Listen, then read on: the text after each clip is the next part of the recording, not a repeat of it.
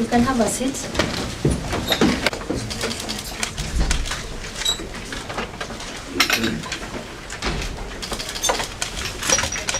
Peter Kalerwa, Salasya, who have been charged with hate speech, contrary to Section 13(1)(b), as read with Section 13(2) of the National Cohesion and Integration Commission Act number 12/2008. Particulars of the offence: Peter Kalerwa, Salasya, on 10th May 2025, at an unknown place within the Republic of Kenya, knowingly and intentionally published insulting words online, in quotes, "Luos are #1 enemies of Luya people. We must fight back this narrative of Luos or they see us. They are in government but still fighting an innocent person.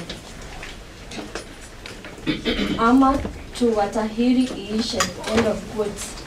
While using your verified X account, in brackets, formerly Twitter handle at PK Salasya and named Honorable Peter Salasya, knowing it to be insulting, insightful, and well calculated to stir up ethnic hatred between the Luya and Luo communities.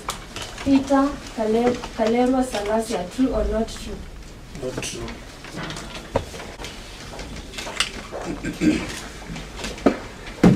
We have counsels. Good morning, Your Honor. Good afternoon. Good afternoon, Your Honor.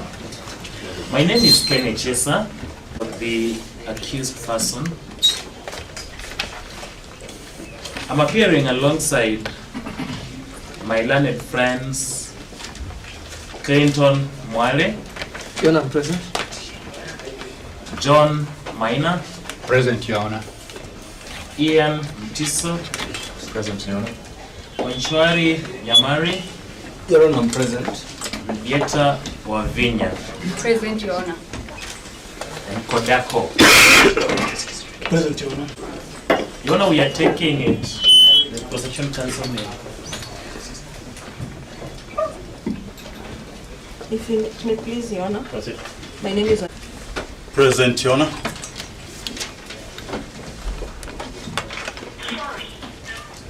Proceed to the slide, yes. We are taking it, Your Honor, actions for post bond or cash bail on reasonable terms. Your Honor, as you consider the issue of admitting the accused to reasonable bond or cash bail, or even personal bond, we wish to raise an issue, and this court has jurisdiction under Section 8 of the Magistrates Court Act to inquire into and give redress to violations of rights in the Constitution under Article 25A and Article 25B, with the manner in which the accused was arrested, and hold that the barbaric manner of arrest violated Articles 25A and B in the following manner.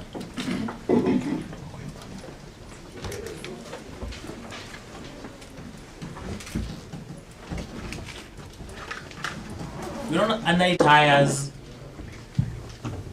of Honorable Salasya's car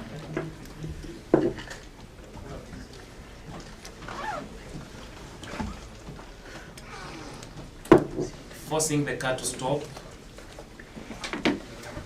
They intercepted him without self-identification,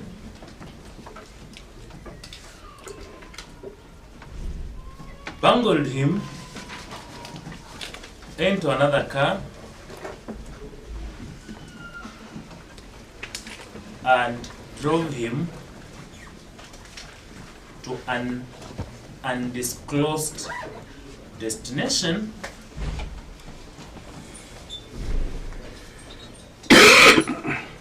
Later in the evening, he was taken to the central police station and instructions issued at the central police station that he should be held incommunicado.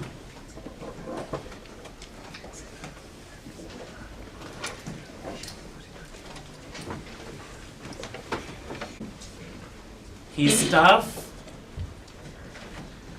and his relatives were denied access until this morning when we accessed Mheshimiwa. That manner of arrest and subsequent treatment amounted to inhuman, cruel, and degrading treatment to not just a human being, of the National Assembly,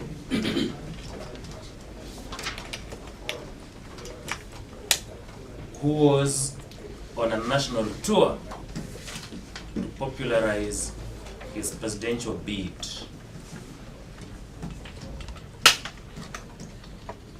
The accused has never been summoned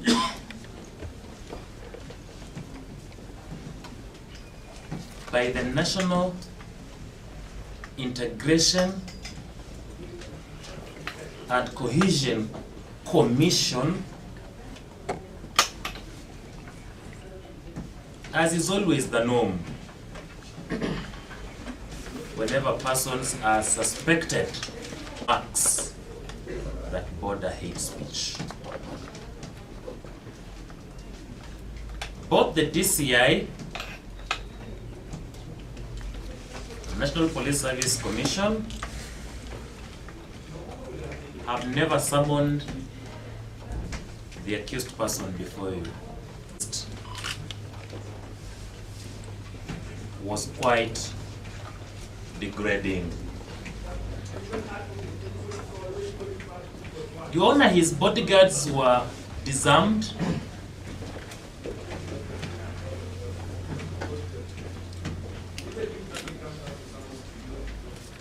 and all his communication gadgets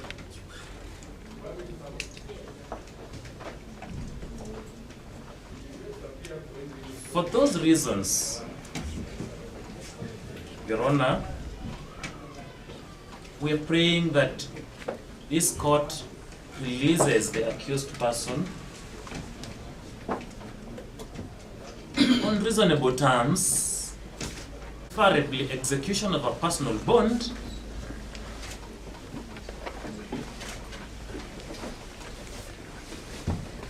for he is a sitting member of Parliament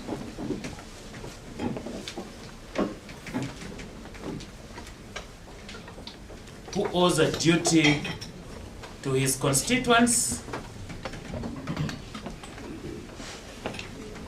and the larger national interest.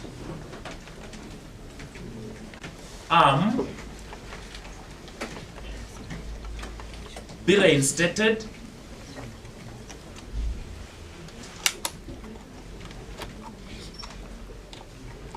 because the withdrawal of the arm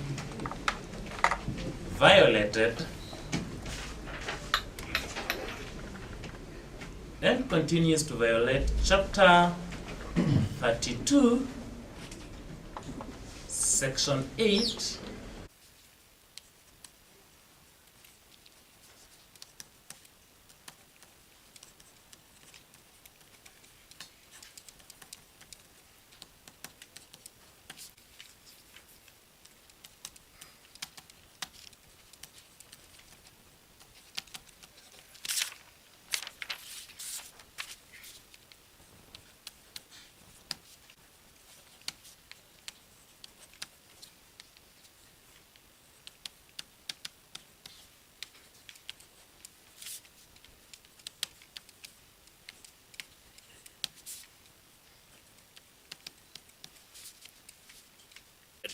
Defense Counsel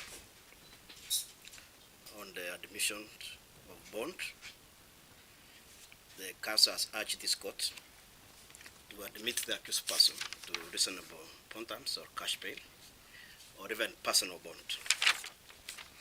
The prosecution is not opposed to that application. They have already raised issues with the issue of personal bond and invited this court to balance all the interests. Since the bond terms are not opposed, I'm minded to grant the accused person bond as follows. Is admitted to a surety bond of Kenya shillings 500,000 in the alternative cash bail of 200,000. There are two other issues which has been raised.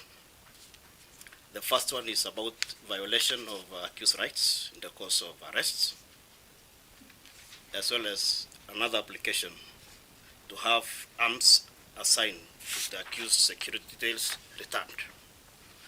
I will reserve my ruling on that two aspects, and I will deliver the ruling on the 4th of June.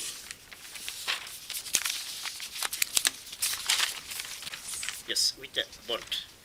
Funds. State, do you have issues with their bond, with their funds?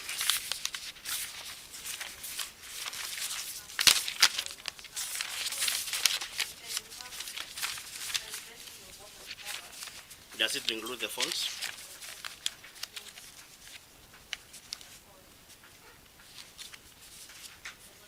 It is not. So, is it true that the bond was? You need to find out from your. Is it for the security details or for the accused? The accused was arrested the way he is. He was actually intercepted from the vehicle. He has not been in contact with any of his staff, security details. So perhaps on that point, as you give the ruling, you need someone the arresting officer. Yes. Let the IO come. The same date. To explain about.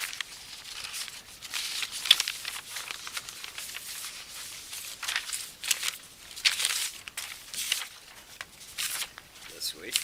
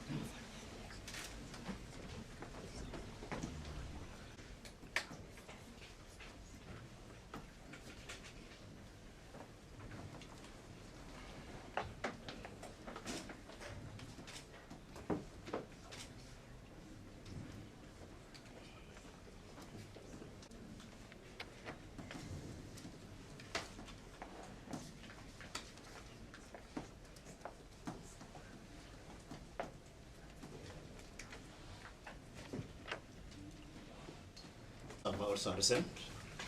The first one is both raised by defense. The first one is about funds which are allegedly was confiscated from the accused by police officers. The state has given indications that they do not have, their inventory does not include the mobile phone. So where is the phone? I direct the investigating officer again to appear before this court on the date I've given, which is 4th of June, to explain the whereabouts of the phone or otherwise. The other issues about the security of the accused as a member of parliament. According to the defense, the accused now stand exposed. The prosecution has admitted that they have in their possession one gun loaded with 16 rounds of ammunition. Because these are the issues which will form part of the ruling I'm going to deliver,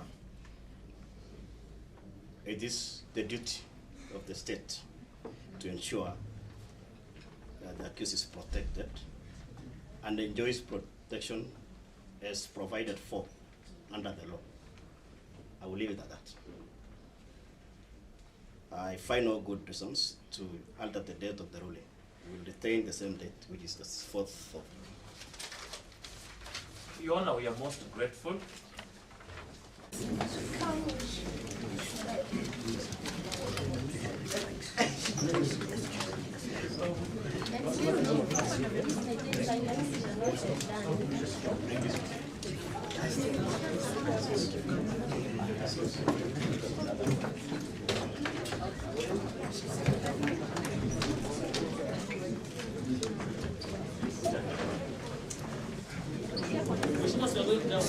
Gladys.